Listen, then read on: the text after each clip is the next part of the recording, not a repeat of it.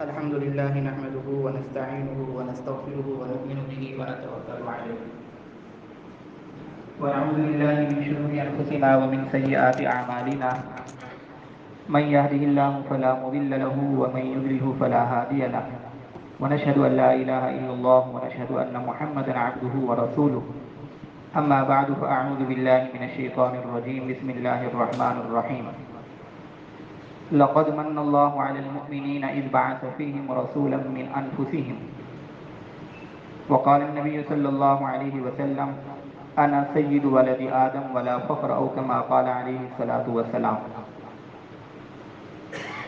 بزرگان محترم اور برادران عزیز، آج کا یہ مبارک سیشن سیرت کا 8واں سیشن ہے. اللہ کے فضل سے اس سے پہلے میں اور آپ 7 سیشن سیرت کے ابتدائی حالات سے متعلق پڑھ چکے ہیں. آج کے اس سیشن کے اندر رسول اللہ صلی اللہ علیہ وسلم کا دوسرا سفر جو کہ شام، ملک شام کی طرف ہوا، اس حوالے سے پڑھیں گے. اور اس سفر کے نتیجے میں حضرت خدیجہ رضی اللہ عنہا سے آپ علیہ الصلوۃ والسلام کا پہلا نکاح ہوا، اس سے متعلق. اور تیسرے نمبر پر رسول اللہ صلی اللہ علیہ وسلم نے ایک سے زیادہ جو نکاح فرمائے، 11 نکاح. ان نکاحوں سے متعلق اسلام مخالفین اور خاص طور پر جو مستشرقین ہیں وہ آپ علیہ الصلوۃ والسلام پر نعوذ باللہ کیا الزام لگاتے ہیں، اس کا جواب کیا ہے، اور اس نکاح، ایک سے زیادہ نکاح جو رسول اللہ صلی اللہ علیہ وسلم نے فرمائے، ان کے اندر حکمتیں کیا تھیں. آج کے مذاکرے کے اندر یہ 3 باتیں انشاءاللہ العزیز ہمارے مذاکرے کا عنوان رہیں گی. رسول اللہ صلی اللہ علیہ وسلم نے پہلا سفر شام کا، وہ تو تقریباً 12، 13، 15 سال علی الاختلاف اس عمر میں ابو طالب کے ساتھ کیا تھا. وہ آپ پچھلے سیشن میں پڑھ چکے. جب آپ علیہ الصلوۃ والسلام کی عمر مبارک 25 سال ہوئی، اس وقت رسول اللہ صلی اللہ علیہ وسلم کی شہرت پھیل چکی تھی. صداقت، دیانت، امانت، حیا، عفت اور پاکیزگی، جتنے بھی اوصاف ہو سکتے ہیں، ان تمام میں آپ علیہ الصلوۃ والسلام اس وقت بے مثال تھے، بے مثل. تو یہ ظاہر ہے یہ سارے کے سارے اوصاف عرب کے اندر پھیل چکے تھے. حضرت خدیجہ رضی اللہ عنہا وہ بھی قریش سے متعلقہ خاتون تھی، وہ بڑی مالدار خاتون تھی. تاریخی کتابوں کے اندر بعض روایات میں تو آتا ہے، بعض تاریخی کتابوں کے اندر، کہ اس وقت قریش کے اندر کوئی شخص ان کے پائے کا مضبوط، معاشی حوالے سے مضبوط کوئی فرد موجود نہیں تھا جتنا سرمایہ اور جتنا مال حضرت خدیجہ رضی اللہ عنہا کے پاس موجود تھا. تو حضرت خدیجہ رضی اللہ عنہا کو رغبت پیدا ہوئی کہ میں اپنا سامان تجارت دوسرے افراد کو دیتی ہوں اور وہ لے کر جاتے ہیں ملک شام میں تجارت کرتے ہیں، کیوں نہ اس نوجوان کو میں دوں جس کے بارے میں اتنے اوصاف میں سن رہی ہوں، جن کی حیا اور پاکدامی، صداقت اور دیانت کے حوالے سے. تو انہوں نے رسول اللہ صلی اللہ علیہ وسلم کو دعوت دی، آفر کی کہ آپ میرا سامان تجارت لے کر جائیں ملک شام کی طرف، میں اپنے غلام میسر کو بھی آپ کے ساتھ بھیجوں گی. اس وقت کیونکہ آپ علیہ الصلوۃ والسلام اس فکر میں تھے کہ حضرت ابو طالب بوڑھے ہو چکے تھے، ابو طالب، ان کی کسی طرح کفالت کی جائے. بظاہر تو ابو طالب نے کفالت کی، لیکن رسول اللہ صلی اللہ علیہ وسلم نے اسی فکر مندی کے نتیجے میں بظاہر بکریاں بھی چرائی تھیں، لیکن یہ گزر چکا کہ بکریاں تکوینی طور پر چروائی گئیں. اور بظاہر اس سفر کا ارادہ بھی حضور نے اس لیے فرمایا تاکہ میں ابو طالب کو سپورٹ کر سکوں معاشی حوالے سے، اور حامی بھر لی. اور حضرت خدیجہ نے مال دیا مزاربت کے طور پر. آپ حضرات نے پڑھا ہوگا مزاربت اور مشارکت، یہ اصطلاحات استعمال ہوتی ہیں. مزاربہ کہتے ہیں کہ رأس المال، یعنی سرمایہ ایک بندے کا ہو، ایک فرد کا، محنت اور عمل دوسرے فرد کا، اور پھر وہ فیصدی تناسب سے نفع تقسیم کر دیا جاتا ہے. میں کسی کو کہتا ہوں کہ میرا یہ مال ہے، آپ لے جائیے، میرے پاس وقت نہیں کہ میں تجارت کر سکوں، किसी दूसरे बंदे को जिसके पास बिल्कुल सरमाया नहीं, मैं उसको दे देता हूँ कि आप ये माल ले जाइए और इससे तिजारत कीजिए, नफ़ा कमा के लाओ, 50% आपका, 50% मेरा, या 60% आपका, 40% मेरा, यानी जो भी फीसदी तनासब जो है ना वो तय कर लिया जाए, इसको मुजारबा कहा जाता है। उस वक्त जाहिर है हज़रत खदीजा खातून थी, खुद नहीं जा सकती थी, उन्होंने मुजारबा के तौर पर रसूलुल्लाह सल्लल्लाहु अलैहि वसल्लम को सामान तिजारत दिया, हुजूर लेकर गए। अब ये सफ़र भी बड़ा मुबारक था, जो शाम का सफ़र हुआ दूसरी मरतबा, इसके अंदर भी बहुत सारे ऐसी चीज़ें सामने आई जिससे ये मालूम हुआ कि ये कोई आम शख्सियत नहीं, बल्कि अल्लाह के कोई ख़ास और अख़स्सुल ख़ास शख्सियत हैं रसूलुल्लाह सल्लल्लाहु अलैहि वसल्लम। एक तो जैसे ही बसरा के करीब पहुंचे तो वहां रसूलुल्लाह सल्लल्लाहु अलैहि वसल्लम ने एक जगह पड़ाव डाला। मैसर भी साथ थे, जो गुलाम थे, उनके बारे में इख्तिलाफ है कि ईमान लाए या नहीं लाए, बहरहाल कोई मकसूदी बहस नहीं है ये, वो भी साथ थे। तो उस वक्त एक राहिब आया बाहर, जिसका नाम नस्तूरा था। पिछले सफर के अंदर आपने पढ़ा बुहैरा राहिब से मुलाकात हुई, इसका नाम था नस्तूरा, त्वा के साथ नस्तूरा। उसने आकर देखा रसूलुल्लाह सल्लल्लाहु अलैहि वसल्लम के चेहरे को देखा, अलामात को देखा। जाहिर ये राहिब पढ़े लिखे होते थे, अलामात पढ़ चुके होते थे तौरात और इंजील के अंदर। तो उसने कहा कि ये आम शख्सियत नहीं हो सकते, इसलिए कि जिस जगह पे आपने पड़ाव डाला है इस पे हजरत ईसा अलैहिस्सलाम ने पड़ाव डाला था, उसके बाद कोई और शख्स ऐसा नहीं आया जो यहाँ आके जिसने पड़ाव डाला हो। हमने यही पढ़ा है ईसा अलैहिस्सलाम के बाद जो भी बंदा आके यहाँ पड़ाव डालेगा वो आखिरी नबी होगा। उसने ये बशारत सुनाई उस राहिब ने, नस्तूरा राहिब ने। एक तो इस सफर के अंदर ये बात सामने आई। दूसरा, मैसरा ने देखा, जो गुलाम थे, कि रसूलुल्लाह सल्लल्लाहु अलैहि वसल्लम जब दिन की गर्मी होती है, चलते हैं और धूप बड़ी शिद्दत के साथ है, उस वक्त दो नौरानी अफराद यानी फरिश्ते वो आते हैं और सफेद कपड़ों के अंदर हैं और आकर वो साया करते हैं रसूलुल्लाह सल्लल्लाहु अलैहि वसल्लम पर। इससे भी उसे मालूम हुआ कि इस मर्तबा जो नौजवान मेरे साथ हैं वो कोई आम शख्स नहीं है, कि जब भी धूप होती है, धूप की शिद्दत होती है, तो दो अफराद आकर साया करते हैं। ये भी कारगुजारी सामने आई। और किताबों में लिखा है कि जब आप अलैहिस्सलातु वस्सलाम काफिले समेत वापस आए, एक तो उस वक्त नफा भी बहुत ज्यादा हुआ। इतना नफा पहले कभी नहीं हुआ था हजरत खदीजा को जितना नफा रसूलुल्लाह सल्लल्लाहु अलैहि वसल्लम के जाने से हुआ। इसे मालूम हुआ हुजूर नबूवत से पहले भी बाइस बरकत, बाइस खैर और बाइस रहमत थे। हजरत खदीजा अपने बाला खाने में ठहरी थी। किताबों में लिखा है पता चल जाता था, ऊँग सूंग हो जाती थी कि काफिला वापस आ रहा है। बाला खाने में कुछ औरतों के साथ खड़ी थी, तो उसने खुद देखा कि जो काफिला मैंने भेजा था वो आ रहा है, और जिस नौजवान के साथ भेजा था उस नौजवान के ऊपर दो फरिश्तों ने साया किया हुआ है। हजरत खदीजा ने ये भी देख लिया। अब हजरत खदीजा के पास जब सब कुछ कारगुजारी मैसरा के जरिए पहुंची, तो हजरत खदीजा ये सारी कारगुजारी और ये हालात लेकर अपने चचाजाद भाई वर्का इब्न नौफल के पास चली गई।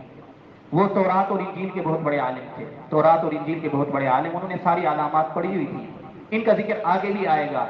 पहली वही के बाद भी हजरत खदीजा रसूलुल्लाह सल्लल्लाहु अलैहि वसल्लम को वर्का इब्न नौफल के पास लेकर गई। वर्का इब्न नौफल के पास जाकर कारगुजारी बयान की, तो वर्का इब्न नौफल ने कहा कि अगर ये कारगुजारी जो मैं सुन रहा हूँ अगर सच्ची है तो फिर तो यकीन कर लीजिए यही वो आखिरी नबी हैं जिसका हम इंतजार कर रहे हैं।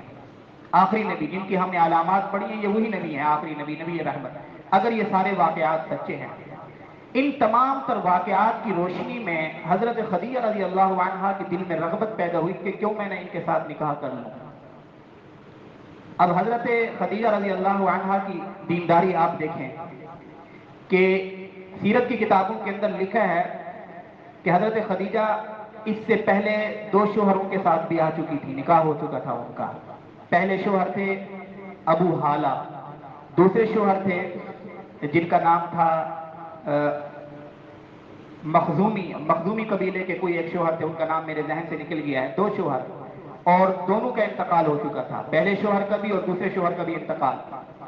और दूसरे शोहर के इंतकाल के बाद कबीला कुरैश और आसपास का कोई भी मुअज़्ज़ज़ खानदान का मुअज़्ज़ज़ फर्द ऐसा नहीं था कि जिसने हजरत खदीजा के पास निकाह का पैगाम न भेजा हो। हजरत खदीजा रज़ी अल्लाह अन्हा सिर्फ मालदार नहीं थी, बल्कि अपने अखलाक में, किरदार में इस कदर पाकीज़ा थी हजरत खदीजा रज़ी अल्लाह अन्हा कि उनको हुजूर की शादी से पहले سارے کے سارے قریش والے خدیجہ طاہرہ کہتے تھے، پاکیزہ، کردار کے اعتبار سے، اوصاف کے اعتبار سے، اخلاق انتہائی عمدہ۔ لیکن حضرت خدیجہ رضی اللہ عنہا نے کسی کے ساتھ نکاح کرنے کی حامی نہیں بھری، لیکن انہوں نے جب دیکھا کہ ورقہ ابن نوفل یہ کہہ رہے ہیں کہ یہی آخری نبی ہوں گے، اگر یہ واقعات سچے ہیں تو ان کے اندر یہ رغبت پیدا ہوئی کہ کیوں نہ یہ سعادت میں سمیٹ لوں، اگر یہ آخری نبی ہیں تو میں ان کے ساتھ نکاح کر لوں۔ حضرت خدیجہ رضی اللہ عنہ، حضرت خدیجہ نے محض اس لیے کہ حضور علیہ الصلوۃ والسلام کی دیانت کو، صداقت کو، سچائی کو اور آپ علیہ الصلوۃ والسلام کے ساتھ اس سفر میں پیش آنے والے ان تمام واقعات کو سامنے رکھ کر اور نبوت کی تبشیر سن کر، بشارت سن کر جو کہ ورقہ ابن نوفل نے دی تھی، حضرت خدیجہ نے یہ فیصلہ کیا کہ میں ان کو نکاح کا پیغام بھیجتی ہوں۔ اسی ضمن میں یہ بات ذہن میں رکھیے، ابھی تک جتنے ہم نے واقعات پڑھے، ایسے واقعات جو کہ عجیب تھے، یعنی خلاف عقل تھے، خرق عادت تھے۔ آپ علیہ الصلوۃ والسلام کا سینے مبارک کا چاک ہونا ہم نے پڑھا کہ جب حضرت حلیمہ سعدیہ کے پاس تھے، آپ علیہ الصلوۃ والسلام جب حمل میں تھے، حضرت آمنہ فرماتی ہیں کہ میں نے کبھی کوئی دقت اور مشقت محسوس نہیں کی، بلکہ میں جب چلتی تھی تو میں غیب سے آواز سنتی تھی کہ آمنہ تمہیں مبارک ہو۔ مختلف قسم کے ہم جو واقعات پڑھ چکے ہیں، یہ واقعات خرق عادت واقعات اگر نبوت کے بعد پیش آئیں تو انہیں معجزہ کہا جاتا ہے، ذہن میں رکھیے۔ جیسے نبوت کے بعد آپ علیہ الصلوۃ والسلام نے چاند کی طرف اشارہ کیا، چاند کیا ہو گیا؟ دو ٹکڑے ہو گیا۔ تو یہ کیا تھا؟ معجزہ تھا۔ اور کافی سارے معجزات تھے، قرآن سب سے بڑا معجزہ ہے، آپ علیہ الصلوۃ والسلام سب سے بڑا معجزہ۔ اور آپ نے کافی سارے واقعات پڑھے ہوں گے، کڑوے پانی کے اندر آپ علیہ الصلوۃ والسلام نے اپنا لعاب ڈالا، میٹھا ہو گیا۔ تھوڑا سا کھانا تھا 2-3 افراد کا، حضور علیہ الصلوۃ والسلام کی برکت سے سینکڑوں لوگوں نے کھایا پھر بھی بچ گیا۔ یہ سارے کے سارے کیا تھے؟ معجزات تھے۔ نبوت کے بعد اگر ایسا کوئی واقعہ پیش آئے جو کہ خلاف عقل ہو، خرق عادت ہو، اسے معجزہ کہا جاتا ہے۔ اگر نبوت سے پہلے ایسے واقعات پیش آئیں کسی نبی کے ساتھ جس نے نبی بننا ہے، نبوت سے پہلے اس کی زندگی سے متعلقہ ایسے واقعات جو کہ خرق عادت ہوتے ہیں، خلاف عقل، خلاف معمول، عقل میں آنے والے نہیں ہوتے، ان کو ارہاس کہا جاتا ہے۔ ارہاس آخر میں صاد ہے۔ ارہاس کا معنی ہوتا ہے تمہید، دیپاچہ اور تبشیر، یعنی یہ تائید ہوتی ہے کہ یہ جس ذات کے ساتھ یہ واقعات پیش آ رہے ہیں یہ کوئی عام شخص نہیں ہے، بلکہ اللہ تبارک و تعالی نے ان کو بڑی عظمت دینی ہے، بڑی شان دینی ہے۔ جب نبوت کا اعلان ہو جاتا ہے تو پھر یہ سارے کے سارے واقعات ایک تائید کے طور پر، ایک مہر کے طور پر یہ سارے کے سارے واقعات ثابت ہوتے ہیں کہ واقعی اللہ کے نبی ہیں۔ تو یہ ذہن میں رکھیے کہ خلاف عادت جتنے بھی واقعات پیغمبر کی زندگی میں نبوت کے بعد پیش آئیں تو معجزہ کہلاتے ہیں، اور نبوت سے پہلے پیش آئے تو کیا کہلاتے ہیں؟ ارہاس کہلاتے ہیں۔ بہرحال ان تمام واقعات کی روشنی میں حضرت خدیجہ رضی اللہ عنہا نے پیغام بھیجا رسول اللہ صلی اللہ علیہ وسلم کے پاس، ایک عورت کے ذریعے جو یہ پیغام لے کے جایا کرتی تھی کہ میں آپ کے ساتھ نکاح کرنا چاہتی ہوں۔ حضور علیہ الصلوۃ والسلام نے ابو طالب کے ساتھ مشورہ کیا تو ان سب نے حامی بھر لی کہ یہ تو بڑے شرف والی خاتون ہیں، عزت والی خاتون ہیں۔ بہرحال نکاح کا معاملہ طے ہو گیا۔ ابو طالب اور حضرت حمزہ رضی اللہ عنہ یہ دو چچا نکاح کے وقت آپ علیہ الصلوۃ والسلام کے ساتھ موجود تھے، کیونکہ حضور کے والد تو پہلے ہی انتقال کر چکے تھے حضور کی ولادت سے پہلے۔ اور خطبہ، نکاح کا خطبہ ابو طالب نے پڑھا، نکاح کا خطبہ، یہ نکاح ہو گیا۔ یہ پہلا نکاح تھا جو کہ نبوت سے پہلے آپ علیہ الصلوۃ والسلام نے فرمایا۔ نبوت سے پہلے ایک ہی نکاح فرمایا ہے آپ علیہ الصلوۃ والسلام نے، وہ کس کے ساتھ؟ حضرت خدیجہ رضی اللہ عنہا کے ساتھ۔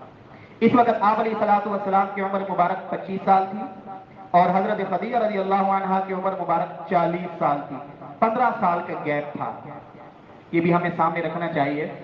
آج کل بعض نوجوان جب دیکھتے ہیں، جب رشتے کے لیے جاتے ہیں، ایک لڑکی ہے، اچھے حسب نسب کی ہے، پڑھی لکھی ہے، شریف ہے لڑکی، لڑکے کو بھی بعض اوقات انکار نہیں ہوتا اس کی عمر سے، لیکن لڑکے کے گھر والے عام طور پر اس بات کو عذر بنا لیتے ہیں، اس بات کو یعنی جواز بنا لیتے ہیں انکار کے لیے، رشتے کے انکار کے لیے، کہ لڑکی تو ہمارے بیٹے سے 2 سال بڑی ہے، 3 سال بڑی ہے۔ اگر لڑکی شرافت والی ہے، با اخلاق ہے، شریف خاتون ہے، شریف لڑکی ہے، تو اس چیز کو جواز نہیں بنانا چاہیے۔ اس کی وجہ سے بڑی پیچیدگیاں پیدا ہو رہی ہیں، کیونکہ وہ موضوع نہیں ہے، اس لیے پھر موضوع سے ہم ہٹ ہی جائیں گے۔ اگر تھوڑا بہت گیپ ہے، دیکھیں کتنا گیپ ہے، 15 سال کا گیپ، اور حضور کی پہلی شادی ہے۔ آپ علیہ الصلوۃ والسلام کی کیا ہے؟ پہلی شادی، پہلا نکاح۔ اور آپ پڑھ چکے ہیں کہ حضور ہر حوالے سے کامل تھے، حسب نسب کے اعتبار سے، یعنی مکہ کے اندر سب سے انتہائی معزز خاندان کون سا تھا؟ قریش کا۔ قریش کے اندر اس کی تمام شاخوں میں سب سے زیادہ حضور نے فرمایا سب سے زیادہ معزز جو شاخ تھی وہ بنو ہاشم کی تھی، اس لیے اللہ نے مجھے بنو ہاشم میں منتخب فرمایا۔ یعنی آپ علیہ الصلوۃ والسلام اتنے حسب نسب والے کہ اگر حضور کسی بھی دوشیزہ کنواری کو نکاح کا پیغام بھیجتے تو وہ فوراً تیار ہو جاتے، لیکن حضور نے پہلا نکاح فرمایا ہے۔ 25 سال کی عمر میں، عین شباب میں، عین جوانی میں حضور نے نکاح کس کے ساتھ کیا؟ حضرت خدیجہ کے ساتھ، اور ان کی عمر کتنی ہے؟ 40 سال۔ تو کیا خیال ہے، یہ اتفاقی طور پہ تو نہیں ہو گیا؟ 15 سال کا گیپ ہے، اس کے اندر شاید یہ پیغام بھی مجھے اور آپ کو دینا مقصود ہو کہ اصل چیز جو ہے نا کیا ہے، دونوں طرف سے۔ آپ علیہ الصلوۃ والسلام نے بھی حضرت خدیجہ کی مالداری کی وجہ سے تو نعوذ باللہ نکاح نہیں کیا تھا، ان کی شرافت کی وجہ سے، ان کی جو ہے نا ان کے احترام اور ان کی کرامت کی وجہ سے کہ وہ طاہرہ اور مطہرہ مشہور تھی، بڑی عمدہ خاتون تھی، اخلاق والی، اوصاف والی۔ اور حضرت خدیجہ نے بھی تمام کے تمام جو ہے نا کیا ہے رشتوں کو انکار کر دیا، جتنے بھی مالدار رشتے آئے تھے حضرت خدیجہ نے بھی محض رسول اللہ صلی اللہ علیہ وسلم کی نبوت کی پیشن گوئی کو سامنے رکھ کر، حضور کے اخلاق کو سامنے رکھ کر آپ علیہ الصلوۃ والسلام کے ساتھ نکاح کیا۔ اس سے ہمیں یہ معلوم ہوا کہ نکاح کے اندر بنیاد دینداری ہے، نکاح کے اندر بنیاد اخلاق ہے۔ ہمیشہ وہ میاں بیوی پرسکون زندگی گزارتے ہیں جن کی زندگی کے اندر دینداری ہوتی ہے، اخلاق اچھے ہوتے ہیں، پاکیزہ زندگی ہوتی ہے، چاہے وہ ایک جھونپڑی میں زندگی گزار رہے ہوں لیکن پرسکون زندگی گزاریں گے۔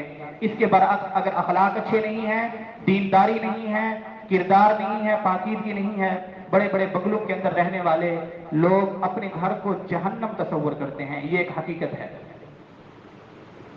پہلا نکاح حضرت خدیجہ کے ساتھ ہوا، اور آپ علیہ الصلوۃ والسلام کی جتنی بھی اولاد ہوئی، ساری کی ساری حضرت خدیجہ رضی اللہ عنہا کے بطن سے ہوئی، سوائے ایک بیٹے حضرت ابراہیم کے کہ وہ حضرت ماریہ قبطیہ رضی اللہ عنہا کے بطن مبارک سے تھے۔ ذہن میں رکھیے، یہ باتیں ہم نے یاد بھی کرنی ہے، ہمارا یہ عام بیان نہیں ہے بلکہ یہ سیشن ہے کلاس کی جو ہے نا طور پر۔ آپ علیہ الصلوۃ والسلام کی اولاد کی تعداد 7 ہے، 4 بیٹیاں 3 بیٹے، اور یہ سارے کے سارے کس کے بطن سے ہیں؟ حضرت خدیجہ رضی اللہ عنہا کے بطن سے، سوائے ایک کہ حضرت ابراہیم جو بیٹے تھے آپ علیہ الصلوۃ والسلام کے، وہ حضرت ماریہ قبطیہ کے بطن مبارک سے تھے۔ 4 بیٹیاں تھیں حضرت خدیجہ کے بطن سے، حضور کی تھی ہی 4 بیٹیاں، چاروں کی چاروں کس سے تھی؟ حضرت خدیجہ کے بطن سے۔ ایک بیٹی سب سے بڑی حضرت زینب، دوسرے نمبر پہ حضرت رقیہ، تیسرے نمبر پہ حضرت ام کلثوم، چوتھے نمبر پہ حضرت فاطمہ۔ یہ 4 بیٹیاں آپ علیہ الصلوۃ والسلام کی تھیں، حضرت زینب، حضرت رقیہ، حضرت ام کلثوم، حضرت فاطمہ۔ ہمارے ہاں صرف حضرت فاطمہ رضی اللہ عنہا کا ذکر ہوتا ہے، کتنی بڑی جو ہے نا اس کو کیا کہیں، بدقسمتی کہیں، اپنی زیادتی ہم کہیں کہ حضور کی باقی 3 بیٹیوں کا ذکر نہیں ہوتا۔ واللہ عالم کیوں نہیں ہوتا، پتہ ہی نہیں ہوتا لوگوں کو، کیا وہ حضور کی بیٹیاں نہیں ہیں؟ یعنی حضرت فاطمہ کا صرف ذکر ہوتا ہے، حضور کی باقی 3 بیٹیوں کا کیا قصور ہے؟ ان کا واللہ عالم کیوں نہیں اتنا ذکر کیا جاتا؟ لیکن ہماری کوشش میں تو الحمدللہ بچوں کو پہلے دن سے جب پڑھائے ہیں آپ علیہ الصلوۃ والسلام کے تمام اہل بیت، اپنے گھر میں بھی بچوں کو پڑھائے ہوئے ہیں، یہاں کلاس کے اندر بھی چھوٹے چھوٹے بچوں نے یاد کیے ہوئے ہیں کہ حضور کے بیٹے کتنے تھے، حضور کی بیٹیاں کتنی تھیں۔ 4 بیٹیاں تھیں حضرت آپ علیہ الصلوۃ والسلام کی۔ ان کے بارے میں ڈیٹیل سے ہم پڑھیں گے آخر میں جا کے، ہم پورے ایک ہمارے سیشن ہوں گے آپ علیہ الصلوۃ والسلام کے اہل بیت پہ، ازواج مطہرات پہ، پہلی بیوی کون سی تھی، دوسری، ان کے فضائل، یہ سب کچھ تفصیل سے آئے گا۔ آپ علیہ الصلوۃ والسلام کے اولاد کے بارے میں بھی تفصیل سے آئے گا، ان کے تمام فضائل بھی تفصیل سے آئیں گے، کہاں شادیاں ہوئیں، کتنی اولاد کی، ساری تفصیل سے آئے گی۔ 4 بیٹیاں آپ علیہ الصلوۃ والسلام کی، 4 بیٹیاں، 3 بیٹے تھے، حضرت عبداللہ، حضرت قاسم اور حضرت ابراہیم، یہ 3 بیٹے۔ حضرت عبداللہ اور قاسم حضرت خدیجہ رضی اللہ عنہا کے بطن سے تھے، اور حضرت ابراہیم حضرت ماریہ قبطیہ رضی اللہ عنہا کے بطن سے، یہ 2 حضرت خدیجہ سے۔ طیب اور طاہر عام طور پہ حضور کے بیٹوں کا نام بتایا جاتا ہے، یہ الگ سے کوئی بیٹوں کا نام نہیں ہے، ذہن میں رکھیے۔ حضرت عبداللہ جو آپ علیہ الصلوۃ والسلام کے بیٹے تھے نا، انہی کو طیب بھی کہا جاتا تھا، طاہر بھی کہا جاتا تھا، لقب دیا جاتا تھا طیب اور طاہر کا۔ صحیح قول کے مطابق 3 ہی بیٹے ہیں، عبداللہ، ابراہیم اور قاسم، اور یہ تینوں چھوٹی سی عمر کے اندر ان کا وفات ہو گیا۔ یہ تکوینی امر تھا، یہ بھی آئے گا انشاءاللہ العزیز کہ چھوٹی عمر میں اللہ تبارک و تعالیٰ نے ان کو کیوں اٹھا لیا، چھوٹی عمر میں ان کا انتقال ہو گیا۔ اور حضور اتنا محبت فرماتے تھے، اتنا محبت فرماتے تھے کہ حضرت ابراہیم جو کہ ماریہ قبطیہ کے وطن سے ہیں، جب ان کا انتقال ہوا تو حضور علیہ الصلوۃ والسلام انتہائی رنجیدہ تھے. آپ علیہ الصلوۃ والسلام کا چہرہ مبارک، داڑھی مبارک آنسوں سے بھری ہوئی تھی، آنسوں سے داڑھی مبارک. صحابی نے پوچھا کہ اللہ کے نبی آپ ہی روتے ہیں؟ ہمیں تو صبر کی تلقین کرتے ہیں. حضور نے فرمایا کہ یہ کس نے کہا ہے کہ صبر کا مطلب یہ ہے کہ رویا نہ جائے؟ صبر کا مطلب یہ ہے کہ شکوہ نہ کیا جائے، اللہ کی ذات سے شکایت نہ کی جائے، اور ماتم نہ کیا جائے، اور اپنے سینے کو جو ہے نہ پیٹا جائے، اور اپنے خد و خال اور اپنے گریبان کو نہ پھاڑا جائے. یہ ہے بے صبری، اس سے میں نے روکا ہے. باقی جو میرے آنکھوں سے آنسو آ رہے ہیں یہ تو دل کی نرمی کی علامت ہے. اگر کسی شخص کو اپنی اولاد کی موت پہ بھی رونا نہیں آتا، اس سے بڑا سخت دل کوئی نہیں ہے. صبر اس کا نام نہیں ہے کہ آنسو نہ آئے، یہ بات ذہن میں رکھیے. آنسو کا نہ آنا یہ دل کی سختی کی علامت ہوتی ہے. آنسو کا آ جانا یہ دل کی رقت اور نرمی، اور شریعت کے اندر تو مطلوب ہے کہ انسان کا دل کیا ہو، رقیق ہو. اور حضور سے بڑا رقیق القلب کوئی نہیں تھا. حضور رو رہے ہیں اور حضور نے فرمایا تھا کہ ابراہیم تو اتنی شان والا ہے. اپنی بیٹے کے بارے میں فرمایا تھا ابراہیم تو اتنی شان والا تھا، یعنی 17 ماہ کی عمر میں وفات ہوئی تھی. اتنی شان والا تھا کہ اگر نبوت کا سلسلہ ختم نہ ہوتا تو اللہ تبارک و تعالی میرے بعد میرے بیٹے ابراہیم کو نبی بنا کر بھیجتے. اگر نبوت کا سلسلہ ختم نہ ہوتا تو اللہ میرے بعد میرے بیٹے ابراہیم کو نبی بنا کر بھیجتے. ایک موقع پر حضور نے اس طرح کی حدیث حضرت عمر فاروق رضی اللہ تعالیٰ کے بارے میں فرمائی تھی کہ اگر میرے بعد کوئی نبی ہوتا تو وہ عمر فاروق رضی اللہ عنہ نبی بن کر آتے. اللہ نے ان کو وہ فراست عطا فرمائی. بہرحال یہ 7 اولاد، 4 بیٹیاں، میں دوبارہ گنوا لیتا ہوں، 4 بیٹیاں. حضرت زینب، بولیے حضرت زینب، حضرت رقیہ، حضرت ام کلثوم، حضرت فاطمہ، یہ 4 بیٹیاں. اور 3 بیٹے، حضرت ابراہیم اور حضرت عبداللہ، حضرت قاسم. یہ بھی آسان ہے. حضرت آپ علیہ الصلوۃ والسلام کے والد کا نام بھی عبداللہ اور بیٹے کا نام بھی کیا ہے؟ عبداللہ. اب آتے ہیں ہم آخری بات کی طرف. حضور علیہ الصلوۃ والسلام کا یہ پہلا نکاح تھا حضرت خدیجہ کے ساتھ، اور آپ علیہ الصلوۃ والسلام کی کل 11 شادیاں تھیں. حضور نے 11 نکاح فرمایا. وفات کے وقت بھی آپ علیہ الصلوۃ والسلام کی 9 بیویاں حیات تھی، زندہ تھی. حضور کی وفات کے وقت آپ علیہ الصلوۃ والسلام کی مبارک زندگی میں 2 بیویوں کا انتقال ہوا. ایک حضرت خدیجہ کا انتقال ہوا اور ایک حضرت زینب بنت خزیمہ. آپ علیہ الصلوۃ والسلام کی 2 بیویاں حضرت زینب کے نام سے تھیں، 2 بیویاں. ان میں حضرت زینب بنت خزیمہ، ان کا اور حضرت خدیجہ کا انتقال آپ علیہ الصلوۃ والسلام کی زندگی میں ہو گیا تھا. اب یہ جو 11 نکاح ہوئے، ان کے بارے میں جو اسلام دشمن، اسلام مخالفین ہیں، اور خاص طور پر جو مستشرقین یعنی مغرب کے وہ لوگ جو اسلام کا مطالعہ اس غرض سے کرتے ہیں، سیرت کا مطالعہ، قرآن کا مطالعہ، کہ ہم اس سیرت کا مطالعہ کر کے اس میں سے کچھ نقص ڈھونڈیں، نقص تلاش کریں، کوئی عیب تلاش کر کے پھر اپنی مغربیت کا جو انجیکشن ہے. میں نے پہلے بھی عرض کیا ہے کہ اس وقت بہت بڑا فتنہ یا سب سے بڑا فتنہ آپ کہیں وہ مغربیت کا ہے. مغربیت یعنی اس وقت ہم مسلمان اور مشرقی لوگ سب سے زیادہ متاثر مغرب سے ہیں. انہی کا نظام تعلیم ہے، انہی کی ثقافت ہے، انہی کی معاشرت ہے، ان کا رہن سہن، انہی کا حلیہ، انہی کا لباس، انہی کا نظام عدل ہے، انہی کا نظام سیاست ہے. یعنی جہاں بھی چلے جائیں مغربیت ہے. حتیٰ کہ ہمارے نظریات، تصورات، افکار بھی سارے کے سارے مغرب کے مطابق ہو چکے ہیں. مغرب کے مطابق. مستشرقین وہ مغربی لوگ ہوتے ہیں، مستشرقین جو سیرت کا مطالعہ یا قرآن کا مطالعہ کرتے ہیں اس غرض سے کہ اس کے اندر سے کچھ نقص ڈھونڈے جائیں، اور بڑے پھر خوبصورت لیبل کے ساتھ، ٹائٹل کے ساتھ، عنوانات کے ساتھ جو ہمارے تعلیمی اداروں میں مسلمان آتے ہیں ان کے ذہن میں یہ ایجاد کیا جائے کہ آپ کی حضور کی زندگی کا یہ گوشہ، تم تو کہتے ہو کہ تمہارے پیغمبر کامل ہیں، اس گوشے کے اندر تو کوئی کمال نظر نہیں آ رہا. نعوذ باللہ، نعوذ باللہ. اور انہوں نے آپ علیہ الصلوۃ والسلام کی اس ازدواجی زندگی کا جو گوشہ ہے، مستشرقین نے لکھا ہے، نعوذ باللہ، نعوذ باللہ، نقل کفر نباشت. انہوں نے لکھا ہے کہ مسلمانوں کے پیغمبر تو جو ہے نا کیا ہے، شہوت پرستی کے اندر مبتلا تھے، جو ایک کے بعد دوسری، دوسری کے بعد تیسری شادی اور چوتھی شادی، یہاں تک کہ 11 شادیاں کی انہوں نے. یعنی یہ انہوں نے لکھا ہے. اب اس بارے میں سب سے پہلے تو یہ بات ذہن میں رکھیے کہ یہ جتنے کے جتنے حفوات یا لغویات یہ بکیں گے، اس سے حضور کی شان تو اس کے اندر ایک ذرا بھی کمی نہیں آئے گی. یہ میرا اور آپ کا ایمان ہے. سارا کا سارا کفر لگ جائے حضور کی مخالفت میں، اور حضور علیہ الصلوۃ والسلام کی ذات کے حوالے سے کوئی نقائص جو ان کی نظر میں نقص ہے حقیقت میں نقص نہیں. اگر وہ نقص بنا کر پیش کریں اور حضور ساری زندگیاں قیامت تک لگا دیں حضور کی مخالفت میں، میرے اور آپ کا ایمان یہ ہے کہ حضور کی شان کے اندر ایک ذرہ بھی کمی نہیں آئے گی، ایک ذرہ بھی. اس لیے کہ حضور کی شان تو اللہ نے بلند کر دیا. وَرَفَعْنَا لَكَ ذِكْرَكَ، اے پیغمبر ہم نے آپ کی شان تو بلند کر دیا ہے. اب کس کی جرت ہو سکتی ہے، کس کے اندر ہمت ہو سکتی ہے، کون جسارت کر سکتا ہے کہ وہ اللہ کی بلند کی ہوئی شان کو کم کرے؟ کسی کے اندر یہ جرت ہے نہیں. تو سوال یہ پیدا ہوگا کہ جب شان کم نہیں ہو رہی تو ہم ان کو جواب کیوں دے رہے ہیں؟ ہم نے جواب دینا ہے، اس لیے کہ ہم نے حضور علیہ الصلوۃ والسلام کی ذات کا تحفظ، آپ علیہ الصلوۃ والسلام کی ذات کا دفاع کرنا، آپ علیہ الصلوۃ والسلام کے منصب کے حوالے سے جو دفاع ہے وہ دفاع کرنا یہ ہمارا جو ہے نا کیا ہے، فریضہ ہے. کرتب آگے تشریف لائیں، یہ ہمارا فریضہ ہے. اب دیکھیے یہ بات ذہن میں رکھیے کہ رسول اللہ صلی اللہ علیہ وسلم کی شان کے خلاف جب یہودی بکواس کرتے تھے، یہودی، آپ علیہ الصلوۃ والسلام کو معلوم ہوا تو رسول اللہ صلی اللہ علیہ وسلم نے حضرت حسان ابن ثابت رضی اللہ عنہ جو کہ شاعر تھے اور رسول اللہ صلی اللہ علیہ وسلم کی بارگاہ کے شاعر تھے، حضور کی مجلس میں بیٹھ کر آپ علیہ الصلوۃ والسلام کی تعریف بیان کیا کرتے تھے. حضور نے ان کی ذمہ داری لگائی کہ یہ جو میری مذمت بیان کر رہے ہیں یہودی، اے حسان ان کے مقابلے میں میری شان بیان کرو، میری تعریف بیان کرو. حالانکہ حضور نہ کرواتے ان سے. اگر حضرت حسان جواب نہ دیتے تو حضور کی شان کے اندر کسی قسم کی کوئی کمی تو نہیں آنی تھی.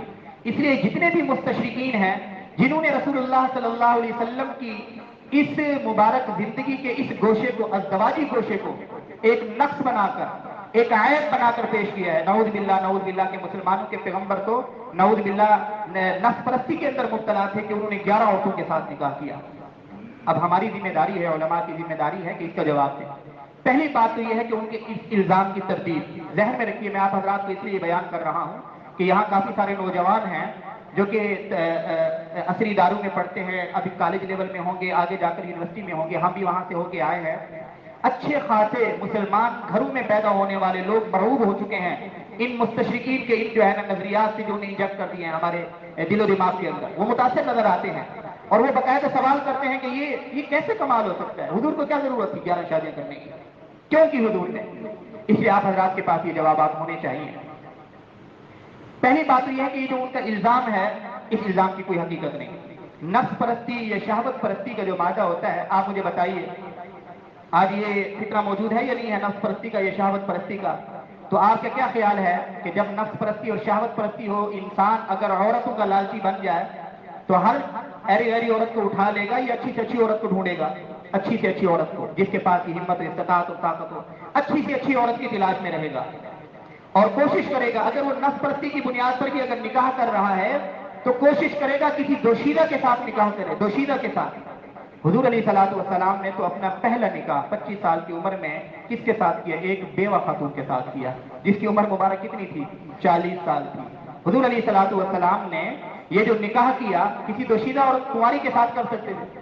حضور نے تو جو 11 کی 11 بیویاں ہیں ان میں سے سوائے ایک بیوی حضرت عائشہ رضی اللہ عنہا کے ساری کی ساری بیویاں، ذہن میں رکھیے یہ یاد رکھ کے جائیے، یا تو وہ مطلقہ تھی، طلاق لے کر آئی تھی، یا وہ بیوہ تھی حضور علیہ الصلوۃ والسلام نے. اب مجھے بتائیے اب یہ الزام، اس کے تو الزام ہی اڑ گیا، ختم ہو گیا، کوئی حقیقت ہی نہیں ہے. نفس پرستی اور شہوت پرستی کا عنصر کہاں سے آ سکتا ہے؟ شبہ بھی نہیں ہو سکتا. یعنی یہ ان کو جواب دیا جا رہا ہے کہ اگر شہوت پرستی بنیاد ہوتی کہ تو کسی دوشیزہ کے ساتھ کرتے، کنواری کے ساتھ کرتے، خوبصورت عورت کے ساتھ کرتے. انہوں نے تو 40 سال کی خاتون کے ساتھ پہلا نکاح کیا ہے. اور پھر دیکھیے آپ علیہ الصلوۃ والسلام نے زندگی کے 25 سال یعنی 25 سال کی عمر میں پہلا نکاح کیا اور دوسرا نکاح جب کیا آپ علیہ السلام یعنی 50 سال کی عمر تک حضور نے دوسرا نکاح نہیں کیا. یہ زندگی کے 25 سال جو کہ گولڈن پیریڈ ہوتا ہے نوجوان کا، 25 سال کی عمر سے لے کر 50 سال کی عمر. عرب کے اندر تو ظاہر ہے 50 سال کی عمر کا بندہ بھی بڑا ماشاءاللہ اچھا خاصا جوان ہوتا ہے. 50 سال تک حضور نے صرف ایک بیوی کے ساتھ وقت گزارا ہے، حضرت خدیجہ کے ساتھ. یہ ذہن میں رکھیے 50 سال کی عمر تک حضور نے کوئی دوسرا نکاح نہیں کیا تھا. دوسرا نکاح جا کر حضرت خدیجہ رضی اللہ عنہا کی وفات کے بعد، حضرت خدیجہ کی وفات ہوئی 10 نبوی میں ہوئی. 40 سال کی عمر میں تو حضور کو نبوت ملی اور 10 نبوی میں آپ علیہ الصلوۃ والسلام کی عمر کتنی ہو چکی تھی؟ 50 سال. 10 نبوی میں جا کر ان کے انتقال کے بعد حضور علیہ الصلوۃ والسلام نے آگے 13 سالوں کے اندر جو کہ وہ تھے وہاں ہجرت کے سال بھی تھے اور 3 سال یہ مکہ کی زندگی کے اندر بھی بچے تھے، ان 13 سالوں کے اندر باقی سارے کے سارے نکاح کی حضور نے 25 سال جو کہ گولڈن پیریڈ ہوتا ہے، حضور نے صرف ایک بیوہ خاتون کے ساتھ گزارے ہیں، حضرت خدیجہ رضی اللہ عنہا کے ساتھ۔ اب اس کے اندر حکمتیں کیا تھیں، یہ بات ذہن میں رکھیے، اتنے نکاح کرنے کے اندر حکمتیں کیا تھیں؟ الزام کی جو تردید ہے، پہلے اس کے اندر ایک بات ذہن میں رکھیے، پہلے والے اس میں آ جائیے۔ الزام کی جو ہم نے تردید کی، ایک تو یہ تردید کی کہ وہ بیوہ خاتون تھی، 40 سال کی عمر میں تھی، اور پھر 25 سال آپ علیہ الصلوۃ والسلام نے ان کے ساتھ گزارے۔ اس 25 سال کے دوران حضور نے کسی اور عورت کے ساتھ نکاح نہیں کیا۔ سب سے بڑی جو بات ہے میرے اور آپ کے لیے، وہ آپ علیہ الصلوۃ والسلام نے جتنے بھی نکاح فرمائے، اذن الہی سے فرمائے، اللہ کے حکم سے۔ اللہ کے حکم اور اللہ کی منشا اور اللہ کی اجازت کے بغیر حضور نے کوئی قدم نہیں اٹھایا۔ زرقانی، حضرت علامہ زرقانی رحمت اللہ علیہ روایت کرتے ہیں، حضرت ابو سعید خدری رضی اللہ تعالیٰ عنہ کی روایت ہے کہ آپ علیہ الصلوۃ والسلام نے ارشاد فرمایا، ما تزوجت شیئا من نسائی ولا زوجت شیئا من بناتی الا بوحی، کہ میں نے کبھی کسی عورت کے ساتھ نہ خود نکاح کیا ہے، نہ کسی اپنی بیٹی کا کسی کے ساتھ نکاح کیا ہے، یہاں تک کہ حضرت جبرائیل علیہ الصلوۃ والسلام اللہ کی طرف سے وحی لے کر بھی آئے کہ اللہ نے حکم دیا ہو کہ آپ نے اپنا نکاح یہاں کرنا ہے، اپنی بیٹی کا نکاح یہاں کرنا ہے۔ بات ہی ختم ہو گئی۔ جب حضور نے سارے نکاح خود کیے ہیں، اللہ کی منشا سے ہیں، اللہ کے حکم سے کیے ہیں، اللہ کی اجازت سے کیے ہیں، تو بات ہی ختم ہوگی۔ یعنی کسی قسم کا تو پھر تو کوئی اعتراض ہی نہیں بنتا جب اللہ خود حکم دے رہے کہ آپ نے یہاں نکاح کرنا ہے۔ آپ کو وہ آگے بھی آئے گا، آپ نے وہ سنا بھی ہوگا، جب منافقین نے حضرت عائشہ رضی اللہ عنہا کے اوپر تہمت لگائی، نعوذ باللہ، بدکاری کی تہمت حضرت عائشہ رضی اللہ عنہا پہ، آپ علیہ الصلوۃ والسلام انتہائی رنجیدہ، یعنی اتنا رنجیدہ حضور کو کبھی نہیں دیکھا گیا۔ یعنی حضور کو تکلیفیں تو پہنچائی گئی، جسمانی تکلیفیں تو پہنچائی گئی، غزوہ احد کے اندر بھی پہنچائی گئی، طائف کے اندر بھی پہنچائی گئی، مکی زندگی کے اندر بھی بھری ہوئی ہے جسمانی تکالیف۔ ذہنی طور پہ جس قدر تکلیف آپ علیہ الصلوۃ والسلام کو اس وقت پہنچی جب حضرت اما عائشہ پر منافقین نے بدکاری کی تہمت لگائی تھی، پوری زندگی اتنی تکلیف حضور کو نہیں پہنچی تھی۔ آپ علیہ الصلوۃ والسلام اتنے رنجیدہ۔ اچھا، وحی کا سلسلہ بھی منقطع ہے، اللہ تبارک و تعالیٰ ابھی تک برات بھی نازل نہیں فرما رہے حضرت اما عائشہ کی، اللہ سب کچھ دیکھ رہے ہیں، امتحان تھا، آزمائش مقصود تھی۔ اس وقت آپ علیہ الصلوۃ والسلام نے مشورہ کیا کچھ صحابہ سے، باتیں سن کر کہ میں کیا کروں، عائشہ کو طلاق دے دوں، اپنے پاس رکھوں؟ یعنی حضور اس قدر رنجیدہ ہو گیا تھا کہ حضور فرما رہے ہیں، مشورہ کر رہے ہیں کہ عائشہ کو میں رخصت کر دوں یا اپنے پاس رکھوں؟ تو اس وقت حضرت عمر فاروق رضی اللہ تعالیٰ عنہ، اللہ تبارک و تعالیٰ نے جو فراست دی تھی، ہر صحابی کا اپنا مقام ہے، بہرحال جو فراست اور جو بصیرت حضرت فاروق اعظم کو ملی تھی وہ ایک اپنی شان اور اپنا ایک مقام تھا۔ حضرت فاروق اعظم نے پوچھا، اللہ کے نبی مجھے ایک بحث کا جواب دیجیے، آپ جو پوچھ رہے ہیں کہ عائشہ کو میں اپنے پاس رکھوں یا رخصت کر دوں، ابھی تک برات نازل نہیں ہوئی، اللہ کی طرف سے آیت نازل نہیں حضرت عائشہ کی برات میں، آپ مجھے یہ بتائیے کہ عائشہ کے ساتھ نکاح آپ نے خود کیا تھا یا اللہ نے کرایا تھا؟ تو آپ علیہ الصلوۃ والسلام نے فرمایا کہ نہیں، میں نے خود تو نہیں کیا تھا، بلکہ حضرت جبرائیل علیہ الصلوۃ والسلام خود مخمل کے کپڑے میں، ریشم کے کپڑے میں حضرت عائشہ کی تصویر لے کے آئے تھے کہ اللہ آپ کا نکاح ان کے ساتھ کرنا چاہتے ہیں۔ تو حضرت عمر فاروق نے فرمایا اچھا جی، یہ ایک بات یہ ہو گئی، دوسرا سوال ہے، اس کا بھی جواب دے دیجیے، اس کے بعد بات ختم۔ حضرت عمر فاروق نے فرمایا، اے اللہ کے نبی، کیا آپ کے جسم اطہر پر کبھی مکھی بیٹھی ہے، اڑنے والی مکھی؟ یا آپ علیہ الصلوۃ والسلام کے جسم اطہر پر کبھی مکھی نہیں بیٹھی تھی؟ یہ مسئلہ بھی ذہن میں رکھیے، آپ علیہ الصلوۃ والسلام کے مبارک جسم پر کبھی مکھی نہیں بیٹھی تھی۔ یہ آج ہم دیکھیں جتنے بھی بڑے مقام پہ پہنچے، مکھیاں تو ہم پہ بیٹھتی ہیں نا، مکھی نے کیا دیکھنا ہے کہ یہ گناہگار ہے، یہ نیک ہے؟ حضور کے جسم اقدس پر کبھی مکھی نہیں بیٹھی۔ حضرت عمر نے پوچھا، اللہ کے نبی، کبھی آپ کے جسم مبارک پر یہ اڑنے والی مکھی بیٹھی ہے؟ حضور نے فرمایا نہیں۔ فرمایا اللہ کے نبی، اب عمر کا اندر تو یہ کہتا ہے کہ جو اللہ آپ کے اس جسم کے اوپر ایک مکھی کو برداشت نہیں کر سکتا تھوڑی سی دیر کے لیے، وہ اللہ کیسے برداشت کر سکتا ہے کہ ایک بدکار عورت آپ کے بستر پہ آ جائے؟ کیسے ہو سکتا ہے کہ ایک بدکار عورت کو آپ کے بستر پہ برداشت کر لے؟ اس کے بعد روایات میں آتا ہے کہ حضور علیہ الصلوۃ والسلام کا سارا غم کافور ہو گیا۔ حضور نے حضرت عمر رضی اللہ تعالیٰ عنہ کو بڑی خوشی کے ساتھ دیکھا، فرمایا کہ عمر، اب طبیعت کے اندر بشاشت آئی ہے۔ پھر تھوڑے ہی عرصے بعد، تھوڑی دیر بعد وہی بھی نازل ہو گئی تھی، اور حضرت اما عائشہ صدیقہ رضی اللہ عنہا کی برات کے اندر کئی آیات نازل ہوئی، کئی آیات۔ پھر حضرت اما عائشہ ساری زندگی فخر کرتی تھی، ساری زندگی فخر کرتی تھی کہ بیٹیوں کے اپنے فضائل ہیں، حضرت فاطمہ کے، حضرت زینب کے اپنے فضائل ہیں کہ وہ حضور کی بیٹیاں ہیں، حضور کا خون ہے، لیکن بہرحال میں حضور کے بستر پہ ہوں اور ایسی بیوی ہوں کہ جس کی برات اللہ نے نازل کی ہے۔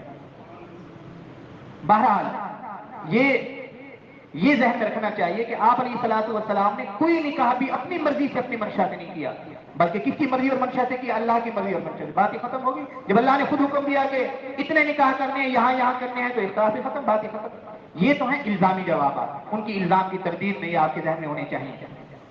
حکمتیں کیا تھی اتنے نکاح کے اندر؟ حضور ایک نکاح فرما لیتے، اتنے نکاح کیوں کیے؟ 11 نکاح۔ اس کے اندر جو حکمت علماء نے لکھی ہیں، میں موٹی موٹی 2-3 حکمتیں بتا دیتا ہوں۔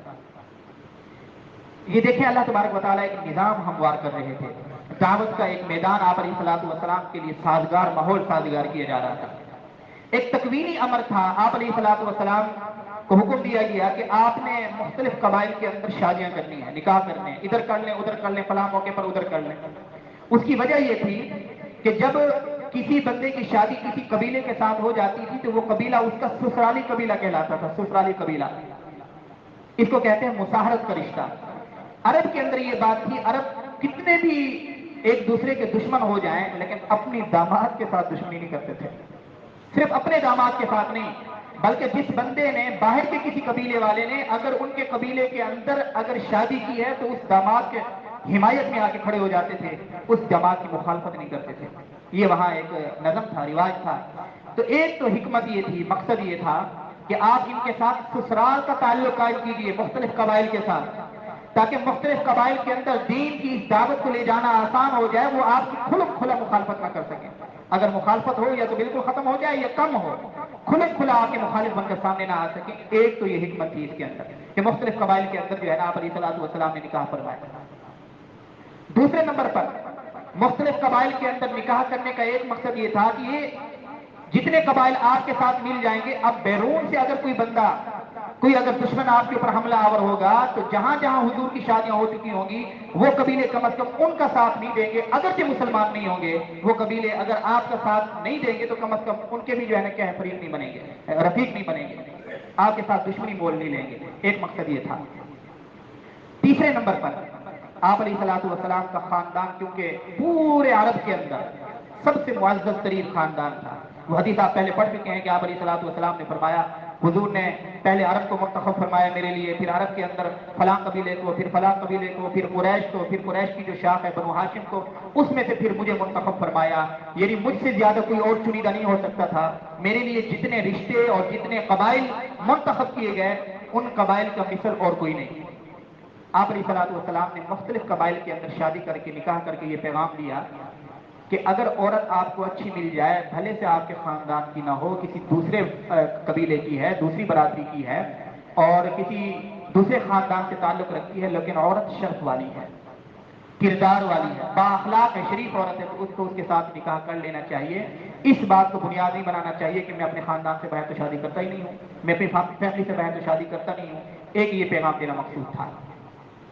سب سے بڑی حکمت جو علماء نے لکھی ہے وہ یہ تھی کہ آپ علیہ الصلوۃ والسلام کی ساری زندگی میری اور آپ کے لیے اسوہ ہے، میرے اور آپ کے لیے ساری زندگی، مکمل زندگی حضور کی اسوہ ہے۔ ہم نے حضور کے دنوں کی بھی پیروی کرنی ہے کہ حضور کے دن کس طرح گزارے، حضور کی راتیں کس طرح تھی ان کی بھی پابندی کرنی ہے۔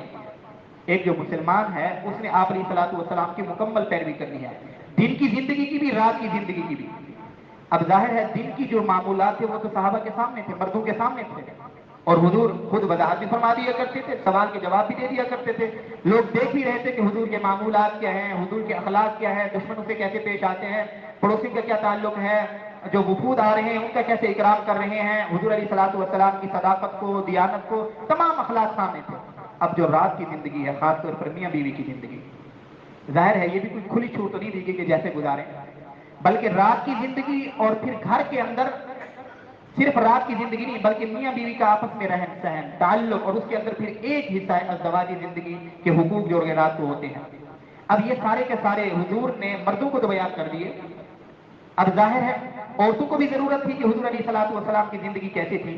تو حضور علیہ الصلوۃ والسلام نے جو 11 نکاح کیے ہیں مختلف قبائل سے، جو 11 نکاح کیے ہیں ان کے اندر ایک بنیادی مقصد یہ بھی تھا کہ میری جو بیویاں ہوں گی وہ معلمات بن جائیں گی، ٹیچرز بن جائیں گی، مسلمانوں کی جو خواتین آ کر اپنی گھریلو زندگی سے متعلق سنت پوچھیں گی کہ حضور تمہارے ساتھ کیسے پیش آتے ہیں، حضور کی ازدواجی زندگی کیسی ہے، حضور حق زوجیت کیسے ادا کرتے ہیں، حضور علیہ الصلوۃ والسلام کا نان نفقہ کیسے تھا، بچوں کے ساتھ کیسے پیش آتے تھے۔ ظاہر ہے صحابہ تو پھر حضور کے گھر میں نہیں ہوتے تھے، यही बीवियां होती थी।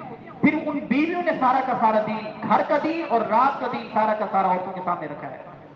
आप हैरान होंगे, आप जब पढ़ेंगे आप अलैहिस्सलातु वस्सलाम की घरेलू जिंदगी और फिर खलवत की जिंदगी, हद के ज़ौजियत और रात की जिंदगी, वो सारी की सारी रिवायात या तो हजरत आयशा रज़ी अल्लाह अन्हा से मरवी हैं या हजरत उम्मे सलमा से मरवी हैं। अब औरतें आकर हुजूर से तो नहीं पूछ सकती थी बराह रास्त, शर्म की वजह से, हुजूर के मकाम और मर्तबे की वजह से। फिर वो औरतें जाती थी हजरत अम्मा आयशा के पास, हजरत उम्मे सलमा के पास, हजरत हफ्सा के पास, हजरत ज़ैनब के पास, इनके पास जाकर पूछती थी कि हुजूर अलैहिस्सलातु वस्सलाम आपके साथ जिंदगी कैसे गुजारते हैं, ये अंदर की जिंदगी, खलवत की जिंदगी। फिर औरतों के जो खास तौर पे मसाइल होते हैं, थोड़े मसाइल नहीं है, सबसे ज्यादा मसाइल है औरतों के, पाकी के मसाइल हैं, मेंसेस से मुतालिक मसाइल हैं, सारे के साथ पेचीदा किस्म के मसाइल हैं। जाहिर है ये मर्द तो औरतों को नहीं बता सकते थे और आप अलैहिस्सलातु वस्सलाम भी नहीं बताते थे आमतौर पर। तो ये आप अलैहिस्सलातु वस्सलाम की बीवियां अपनी अपनी जगह पर, हर बीवी उसने एक दरगाह कायम की हुई थी, उसके पास सहाबियात तशरीफ लाती थी, औरतें और खवातीन तशरीफ लाती थी और आकर पूछती थी कि हमारे तोहर के दिन, पाकी के दिन कितने हैं, नापाकी के दिन कितने हैं, कौन सा हम जो है ना मामला देखेंगे तो अब पाक हो जाएंगे, हुजूर की खलवत की जिंदगी कैसी है, हक के ज़ौजियत कैसे अदा करते थे, ये सारे के सारे मामला। और आप अलैहिस्सलातु वस्सलाम के घर का दीन और रात के तमाम मामला इस उम्मत के सामने अगर किसी ने रखी हैं तो हुजूर अलैहिस्सलातु वस्सलाम की बीवियों ने रखे हैं। अब जाहिर है सोशल मीडिया का दौर नहीं था कि सिर्फ एक बीवी से शादी कर लेते और वो आगे सब कुछ जो है ना बयान कर रही होती।